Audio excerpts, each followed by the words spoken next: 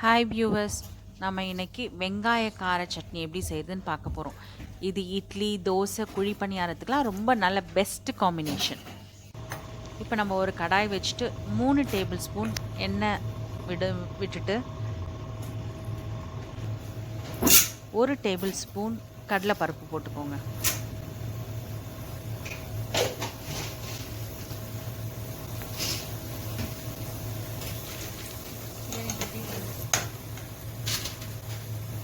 ½ table spoon உளுத்தம் பருப்பு போட்டுக்கோங்க.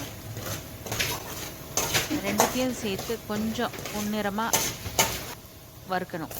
அப்புறம் நான் பூண்டு இன்னைக்கு 3 பல்லு பூண்டு போட்டிருக்கேன். இது பெரிய பல்லு பூண்டுனால 3 பல்லு பூண்டு போட்டிருக்கேன். நீங்கள் சின்ன பல்லு பூண்டுனா 6-7 பல்லு போட்டுக்கோங்க.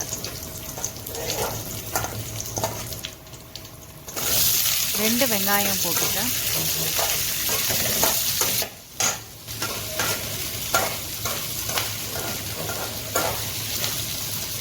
அப்புறம் இந்த வெங்காயம் எல்லாம் சேர்ந்து வதக்கிறதுக்கு தேவையான சால்ட் ஆட் பண்ணிக்கோங்க.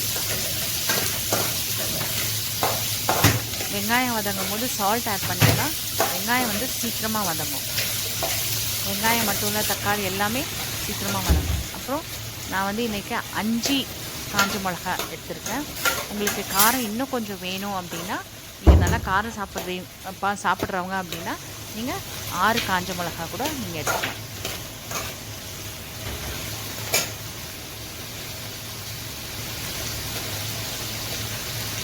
½ இன்ச் இஞ்சி எடுத்துட்டேன்.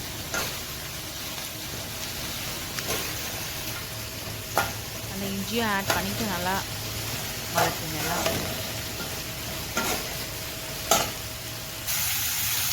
கொஞ்சமாக புளியும் ஆட் பண்ணிக்கோங்க.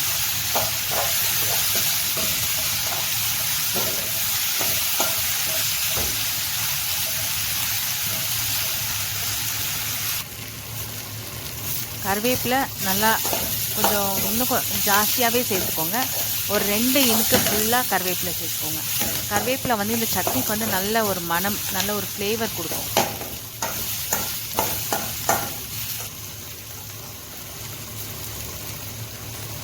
அப்புறம் ஒரு தக்காளி சின்னதாக கட் பண்ணி அதையும் இது கூட சேர்த்து ஆட் பண்ணிக்கோங்க. ஆட் பண்ணி எல்லாத்தையும் சேர்த்து நல்லா வதக்குங்க.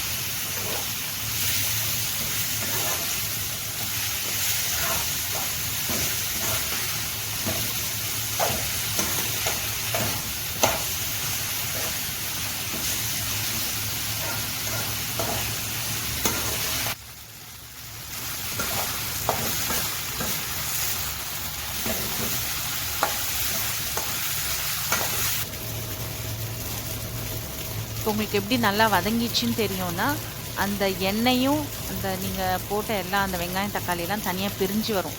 எண்ணெய் தனியாக பிரிஞ்சு வரும். அதுதான் கரெக்டான பதம். அதுக்கப்புறம் எடுத்து ஆற வச்சுட்டு ஒரு 10 நிமிஷம் ஆற வச்சுட்டு மிக்சியில் போட்டு உங்களுக்கு தேவைன்னா கொஞ்சம் தண்ணி ஆட் பண்ணிக்கலாம். நான் இன்றைக்கி கால் டம்ளர் தண்ணியை ஆட் பண்ணியிருக்கேன். அந்த தண்ணியும் ஆட் பண்ணி நல்லா அரைச்சி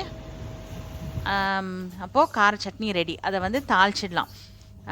சும்மா ஒரு டேபிள் ஸ்பூன் எண்ணெய் போட்டு கடுகு, காஞ்ச மிளகா கிள்ளி போட்டு கருவேப்பிலை போட்டு அதை தாளிச்சதை சட்னியில் ஊற்றிடணும். அவ்வளோதான். இந்த வீடியோ பிடிச்சிருந்தால் லைக் பண்ணுங்கள், ஷேர் பண்ணுங்கள், சப்ஸ்கிரைப் பண்ணுங்கள். தேங்க்ஸ்.